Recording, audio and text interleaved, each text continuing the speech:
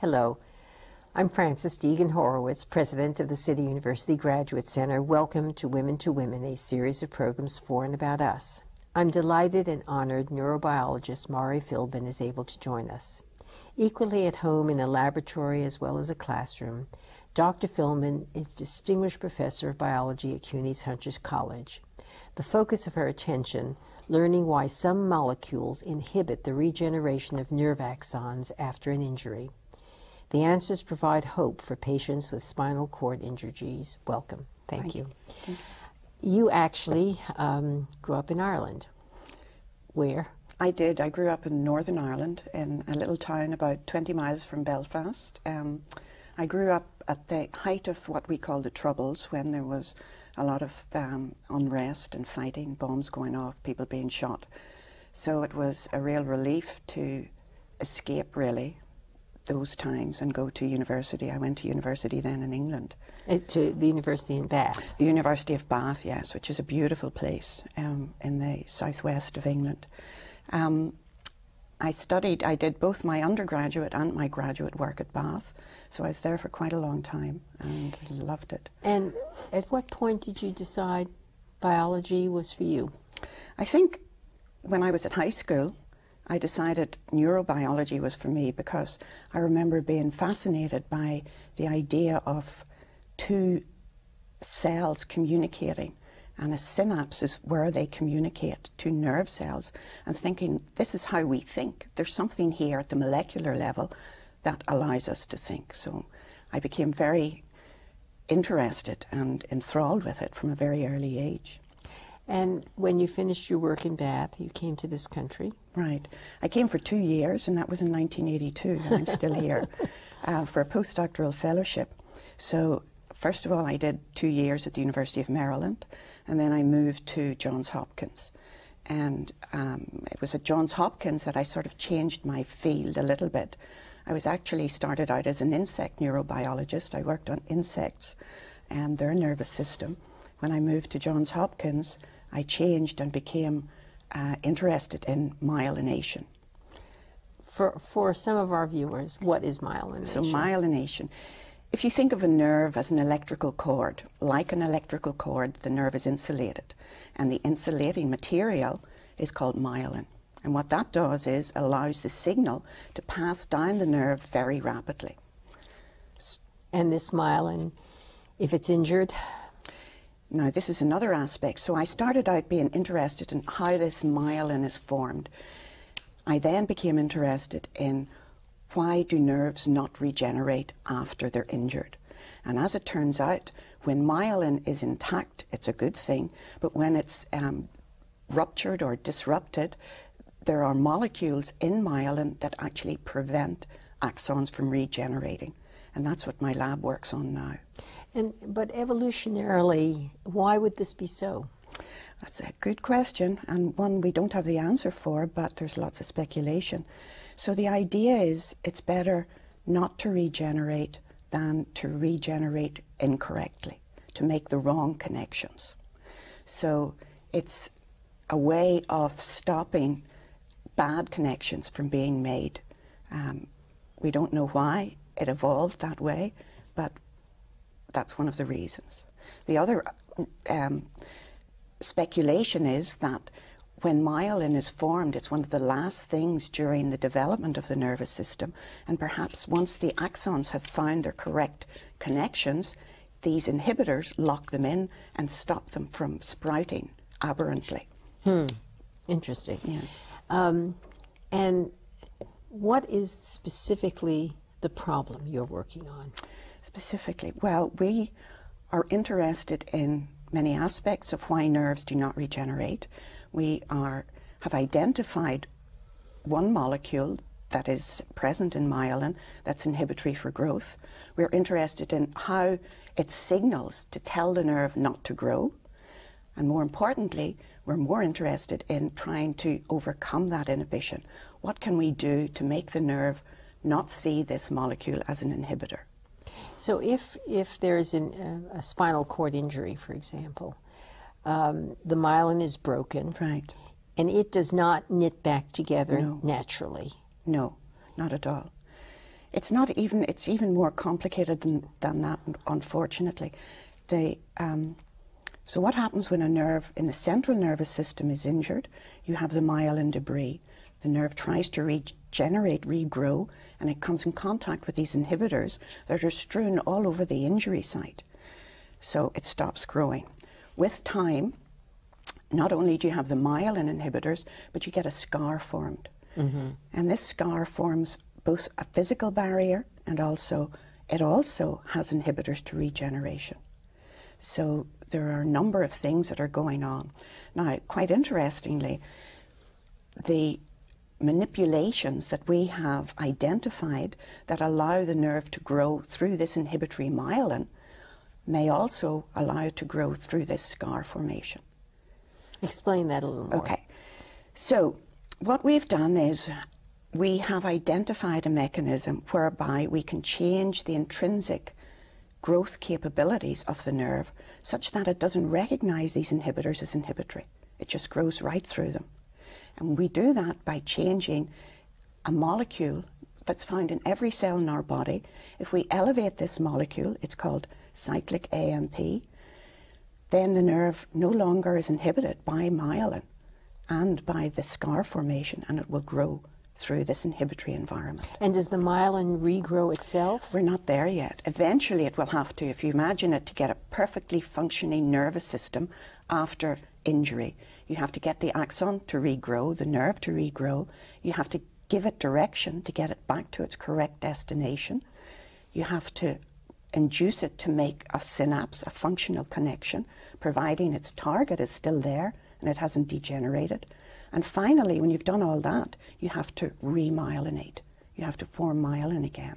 And is it easy for the body to reform myelin?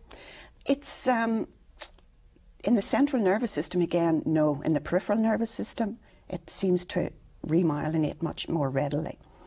In diseases like multiple sclerosis, of course, myelin is lost, and the nerves short circuit, they touch each other, and eventually they stop functioning. Now, there is some indication in patients with MS that there has been some degree of remyelination and demyelination, so it's an ongoing process. There's been a lot of work recently on endogenous neural stem cells and encouraging them to come out and make myelin. Now, this is in a animal model where demyelination has been induced by treating the animal with a toxin or something like that. And there has been quite a lot of success using both transplanted stem cells that have been induced to become the cells that make the myelin before they're put back into the animal. Of course, there's been a lot of controversy over the whole concept of stem cells, but these are not embryonic stem cells. Some of them are embryonic stem cells. Now, I'm talking about, this is all in animal work, not in humans at this point. But the same could apply, that would be from humans, if these embryonic stem cells from rats are successful in remyelinating, both in a spinal cord injury, because in a spinal cord injury it's not just severed nerves. Sometimes the nerves or quite often are just crushed and they lose their myelin, but they're still intact. So you might get some degree of functional recovery if you can remyelinate them. So where do you come out on all of this stem cell research controversy? Well, I think that no avenue should be closed down. We don't know enough about stem cell biology to shut off anything, any line of investigation at the moment. The lines, the human lines that we are supposedly allowed to work with can never be transplanted into humans because they've always been, all of them have been at some point been in contact with what we call feeder layers, which are mouse cells. So they could never be used in human transplants. They're also very difficult to get a hold of. A lot of them are with companies and they don't give them out readily.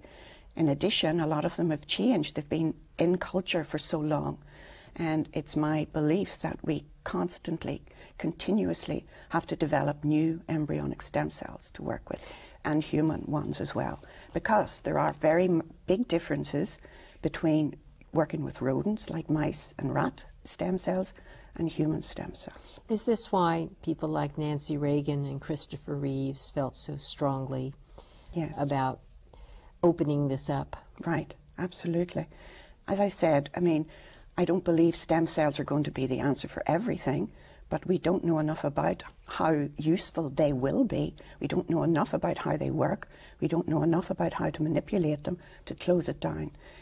The ideal world, eventually, of course, we could use stem cells to replace neurons that are lost in diseases such as Alzheimer's disease, in neurons that are lost in spinal cord injury, and in other cells, the cells that make myelin in spinal cord injury and in multiple sclerosis.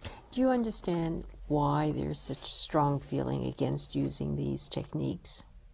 Well, I think it's the difference between when one believes life begins and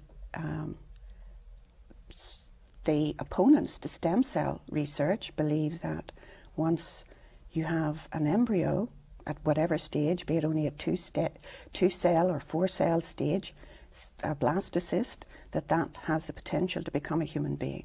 And the embryonic stem cells that, for instance, you might want to use ultimately in research, how early in their formation are they useful to you? Very, very early. I mean, it's a mere cluster of cells. It's only maybe, I can't remember what stage we use. I think it's the 32 cell stage, but it's a mere speck in the dish. It's nothing. And these could never become humans. No. So do you work with colleagues to try to influence the policies on this? I have spoken on some panels with Christopher Reeve. There was a debate that was hosted by the AARP, and we had a question and answer series. He was a wonderful advocate for stem cell research and for spinal cord injury. He brought awareness to the public that no one else has really done. And he was so articulate in being able to present his views. He's a big loss to all of us. He must have been very interested in what you were doing. He was indeed, yes. He knew my work, was able to talk to me about it and understood it perfectly. So we had many conversations about it, and he was very encouraging, of course. Well, this identification of the things that inhibit the regeneration, I mean, that's almost the golden key, isn't it? Yes, but now we have to overcome them.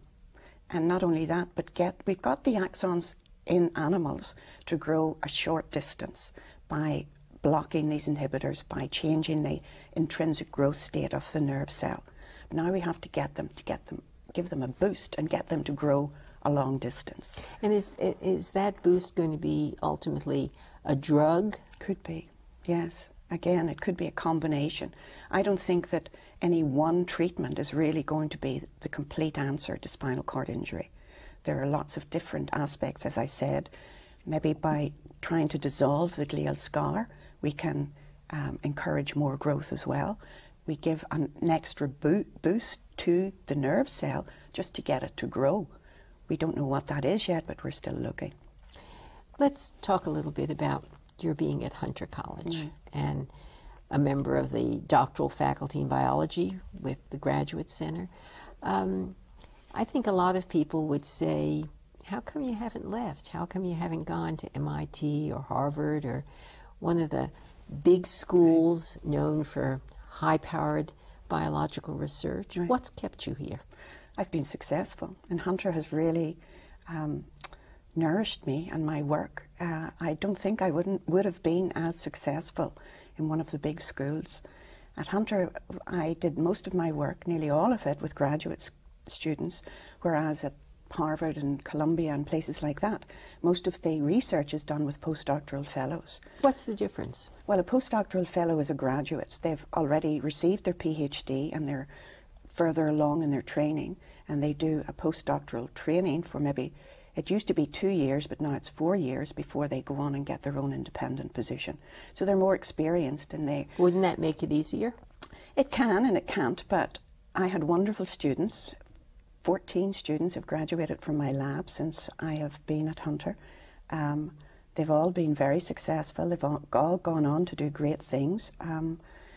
And would I have had that number of students had I been at Harvard, where the competition for graduate students is even greater? It has suited me very well. So yes, I've been asked to look at jobs elsewhere, but why fix something that is working? Why that is not broken? That is not broken. That's what I was trying to say. Which, you know, it's still going really well, and I love being at Hunter. Where do your students come from? All over the world, from New York, from the Bronx, from Long Island, from Staten Island, and then I have students from Afghanistan, China, Israel, Afghanistan, Sudan. You could have your own United Nations We could indeed. English isn't the first language of the majority of people there. So it's a wonderful atmosphere to work in. You've played a role in something that CUNY is very proud of bringing into the biological sciences American students who normally are not seen in labs. Right. Yes, these are kids who have not had the best opportunities earlier on in their lives. Low-income families, a lot of them are underrepresented minorities, and they have pulled themselves up by their bootlaces to get to graduate school, and they are a real pleasure to work with. It's wonderful to see them go on to places like Harvard or Rockefeller to do their postdoctoral training. And one of my underrepresented minority students just got her first assistant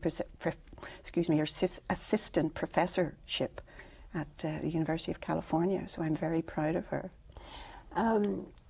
Talk a little bit about the pipeline for this future of science in this country, both in terms of our domestic students and in terms of how dependent we have been on international students.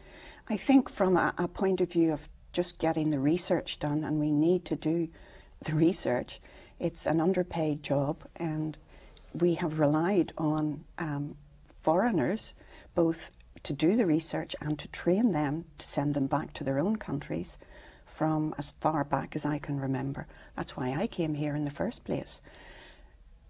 With this new security since the September 11th attack, it's more and more difficult for students to get visas to come to the United States and to stay to work. I think it'll be very damaging if it continues. We're still okay in terms of recruitment, but I think it is suffering in certainly some students from the Middle East are finding it great difficulty, and from Pakistan and India in getting visas to come here. You know, it's interesting because while nationally there has been a decline in international students, here at CUNY, this year at least, we did not have a decline. In fact, we had a little bit of an increase. So that's good. Good for us and good for CUNY. How much more, though, can we do to increase the pipeline of domestic students, and particularly minority students, going into science? Well, I think we have to reach out to the high schools, and Hunter does that. In fact, we have high school students come and tour the labs and see what's going on and what it's like, and we give them little talks. I have 2 high school students in my lab at the moment working. They come 1 day a week and do experiments. I think you have to expose them to science, and also good science teachers at high school, which is key. That's what really whetted my appetite for science, was the excellent teachers I had when I was at high school in Ireland. So I think by doing that, and also encouraging them once they're in Hunter or one of the other CUNY colleges to work in a lab, to expose them again to research and just turn them on to it. And you've had some federal funding to do lots. that? Yes, yes. You mean for the high school students? Well, they get a little stipend from one of my NIH grants or something like that, but it doesn't cost very much. Usually they volunteer. Talk a little bit about funding for research. So again, because I'm in a field that is very hot in terms of funding, we are very well funded at the moment. Also because I have a wonderful lab and things have just gone very well in the last few years, so it's very exciting. So I'm well funded at the moment. I'm funded from the National Institutes of Health, NIH. I'm funded from the Multiple Sclerosis Society, and interestingly from New York State. Now, what New York State has done for the last 4 years, I think, well, they've been collecting the money for longer than that, and this again was at the instigation and pressure from Christopher Reeve. For speeding violations, they add an extra fine onto the speeding ticket, and all that money goes into a pot, and it has to be used for spinal cord injury or head trauma research. And I'm very well funded through that. I also have a special grant from NIH, which is called a SNRP, a Specialized Neuroscience Research Program, and it's to promote neuroscience research at minority institutions. And what does that mean? Well, what that means is to strengthen neuroscience research that's already there. So some of the junior faculty who had not received outside funding, they were funded for a couple of years to allow them to write proposals and to get preliminary data. It's also allowed us to recruit more neurobiologists to Hunter. So the idea is to have a core of strong neuroscience researchers at Hunter College. And that's coming along very well. You say Christopher Reeve was instrumental in the state thing. I think very few people know about that. Maybe if you've had a speeding fine, you know about it. Yes. Because so many auto accidents do end up with people having spinal cord injuries. Yes. When did this? I think it started about 5 years ago, and they started giving out the money about maybe it was 6 years ago, and they started giving out money 5 years ago. And last year, I'm part of a consortium with about 5 different scientists throughout the state, and we have an enormous grant, which is called a translational grant.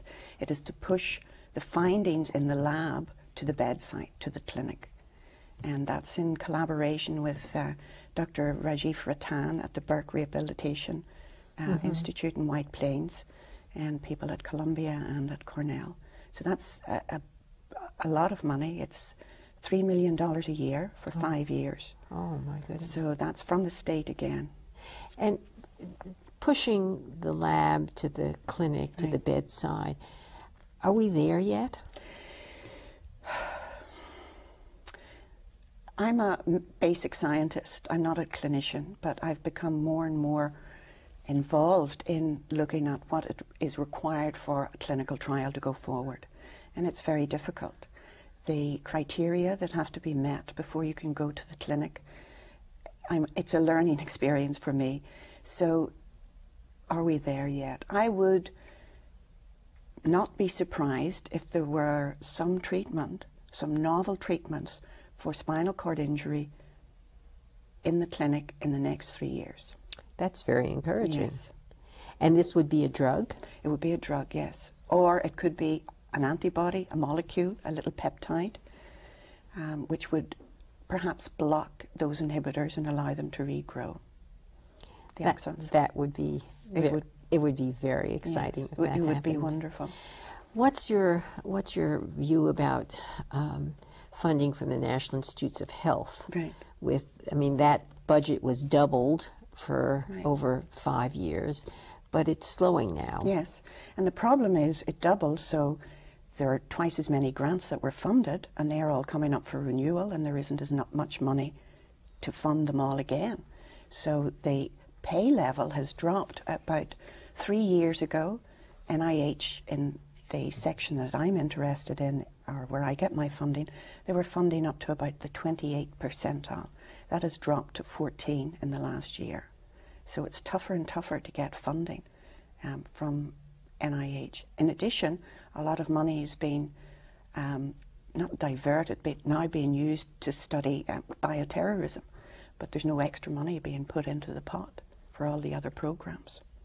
Of course, bioterrorism and other kinds of terrorism will have if God forbid it would happen, would have their own effects on spinal cord injuries. Absolutely. And so the kind of work that you're doing is absolutely essential that it go forward. I sat on an NIH study, the Council of Advisory Council for the National Institutes of Child Health and Human Development, and we could see the pay line going down and down and down. I know, it's very worrying. I mean, people who had a very good score and would have been funded 2 years ago are now outside the pay line, and they have to wind up their labs, and it's very worrying. Yes, and scientific advances come out of a critical mass of people all over the country. Absolutely. Working until the solutions begin to come up. That's right. Well, you're doing wonderful work, and your students love you, and we're very happy that you're at CUNY and at Hunter College, and I'm sorry that we're out of time. My thanks to Dr. Mari Filbin of Hunter College for joining us. For more information, you can go to the following website, biology.hunter.cuny.edu. For the City University Graduate Center and Women to Women, I'm Frances Deegan Horowitz. Thank you.